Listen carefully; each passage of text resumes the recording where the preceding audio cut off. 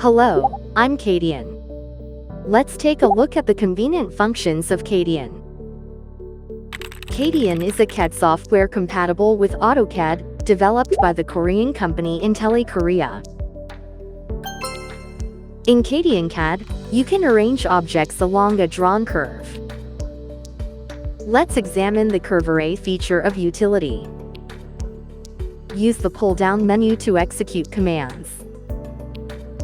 Click on Utility, then the Array menu appears, and select Array the curve line. Select an object and press Enter. After selecting the curve, as you move the mouse, the objects are previewed arrayed along the curve. Once the desired number of arrays is achieved, click to specify the column. Next, specify the column space.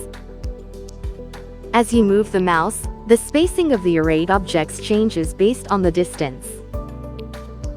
Move to the desired spacing and click, or enter a value on the keyboard to specify. Let's specify for an equal spacing along the curve. Press F on the keyboard, and then enter. Once the alignment setting is complete, press Enter to finish the command. We have used the utility feature of CADian CAD to arrange objects along a curve. If you have any questions about CADian, please contact us on the website or via email.